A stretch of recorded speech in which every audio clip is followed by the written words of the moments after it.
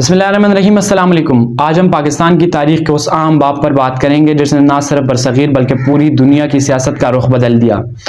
آخر پاکستان کیوں بنا، اس کی ضرورت کیوں پیش آئی، قائد اعظم محمد علی جناح نے علیحدہ ملک کا مطالبہ کیوں کیا اور 14 اگست 1947 تک کون کون سے اہم واقعات پیش آئے تاریخ کے سفر کا آغاز کرتے ہیں۔ سن 1857 میں برصغیر میں برطانوی حکومت کے خلاف ایک بڑی بغاوت ہوئی جسے جنگ آزادی یا غدر 1857 کہا جاتا ہے۔ اگرچہ یہ تاریخ کامیاب نہ ہو سکی لیکن اس کے بعد برطانوی حکومت نے برصغیر پر اپنی گرفت مزید مضبوط کر دی۔ اسی دور میں مسلمانوں کے سیاسی، تعلیمی اور معاشی حالت کمزور ہوتی چلی گئی۔ اسی پس منظر میں سر سید احمد خان نے مسلمانوں کو جدید تعلیم حاصل کرنے کی تلقین کی۔ ان کا ماننا تھا کہ اگر مسلمان تعلیم اور شعور میں آگے نہ بڑھے تو وہ مزید پیچھے رہ جائیں گے۔ ان کی تعلیمی تحریک نے بعد میں مسلم سیاست کی بنیاد مضبوط کرنے میں اہم کردار ادا کیا۔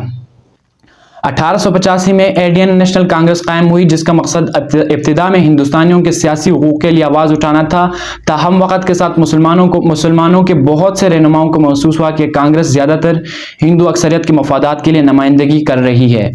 اسی احساس کے نتیجے میں 30 دسمبر 1906 کو ڈھاکہ میں آل انڈیا مسلم لیگ قائم کی گئی۔ یہ وہی جماعت تھی جس نے بعد میں قائد اعظم محمد علی جناح کی قیادت میں تحریک پاکستان کی قیادت کی۔ یاد رہے یہ آل انڈیا مسلم لیگ تھی جو برطانوی ہندوستان کے مسلمانوں کی نمائندہ سیاسی جماعت تھی۔ آج پاکستان میں موجود مختلف جماعتیں جیسے پاکستان مسلم لیگ نون یا دیگر مسلم لیگیں آزادی کے بعد وجود میں آئیں، اسی لیے انہیں 1906 والی آل انڈیا مسلم لیگ سے ایک ہی جماعت سمجھنا درست نہیں ہوگا۔ آل انڈیا مسلم لیگ کا بنیادی مقصد برصغیر کے مسلمانوں کے سیاسی، سماجی اور مذہبی حقوق کا تحفظ اور ان کی نمائندگی کرنا تھا۔ 1930 میں شاعر مشرق علامہ محمد اقبال نے الہ آباد کے تاریخی خطبے میں شمال مغربی ہندوستان کے مسلم اکثریتی علاقوں کو ایک الگ ریاست کی صورت میں دیکھنے کا تصور پیش کیا۔ بعد ازاں 1933 میں چودھری رحمت علی نے پہلی مرتبہ پاکستان کا نام تجویز کیا جس نے اس نظریے کو ایک واضح شناخت دی۔ 1937 کے صوبائی انتخابات کے بعد کئی صوبوں میں کانگریس کی حکومتیں قائم ہوئی۔ ان حکومتوں کے بعض فیصلوں نے مسلمانوں میں یہ خدشہ بڑھا دیا کہ آزادی کے بعد وہ ہندو اکثریت کے زیر اثر اپنی سیاسی اور مذہبی شناخت برقرار نہیں رکھ۔ اسی پس منظر میں 23 مارچ 1940 کو لاہور کے منٹو پارک جو آج اقبال پارک کہلاتا ہے میں آل انڈیا مسلم لیگ کے اجلاس کے دوران تاریخی قرارداد لاہور منظور کی گئی۔ اسی قرارداد میں مسلم اکثریتی علاقوں کے لیے آزاد ریاستوں کا مطالبہ کیا گیا۔ بعد میں یہی قرارداد پاکستان کے نام سے مشہور ہوئی۔ قائد اعظم محمد علی جناح نے دو قومی نظریے کی بنیاد پر موقف اختیار کیا کہ ہندو اور مسلمان مذہب، ثقافت، تاریخ اور زبان اور سماجی روایات کے اعتبار سے دو الگ قومیں ہیں، اس لیے ان کے لیے ایک ہی ریاست میں مساوی حقوق کے ساتھ رہنا مشکل ہوگا۔ 1945 اور 46 کے انتخابات میں مسلم لیگ نے مسلم نشستوں پر شاندار کامیابی حاصل کی۔ ان کی کامیابی نے واضح کر دیا کہ برصغیر کے مسلمانوں کی بڑی اکثریت مسلم لیگ اور قائد اعظم رحمۃ اللہ علیہ کی قیادت پر اعتماد کرتی ہے۔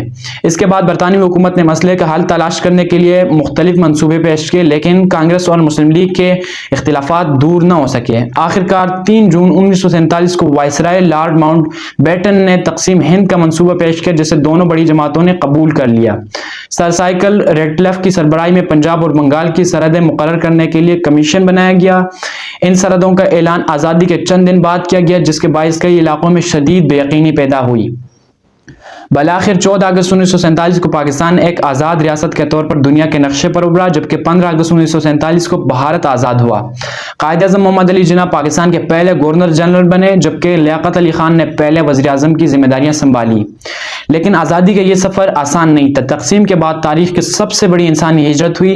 اندازاً 1 کروڑ سے 1.5 کروڑ افراد نے سرحد پار کی جبکہ لاکھوں لوگ فسادات، بیماریوں اور نقل مکانی کے دوران اپنی جانوں سے ہاتھ دھو بیٹھے۔ بے شمار خاندان بچھڑ گئے اور دونوں نئے ممالک کے مہاجرین کی آبادکاری، خوراک، رہائش اور انتظامی مسائل کا سامنا کرنا پڑا۔ پاکستان کو آزادی کے وقت کئی بڑے چیلنجز درپیش تھے۔ نئے حکومت کے پاس محدود وسائل تھے، سرکاری دفاتر اور مالی تقسیم ابھی مکمل نہیں ہوئی تھی جبکہ فوج، خزانہ اور انتظامیہ ڈھانچہ بھی از سر نو تشکیل دینا پڑا۔ اسی دوران اکتوبر 1947 میں ریاست جموں کشمیر کا تنازع شروع ہوا جو بعد میں پاکستان اور بھارت کے درمیان ایک طویل اور پیچیدہ مسئلہ بن گیا۔ 11 ستمبر 1948 کو قائد اعظم محمد علی جناح کا انتقال ہو گیا۔ اگرچہ وہ صرف 1 سال سے کچھ زیادہ عرصہ آزاد پاکستان کی قیادت کر سکے لیکن ان کی سیاسی جدوجہد نے ایک آزاد وطن کے قیام کو ممکن بنایا۔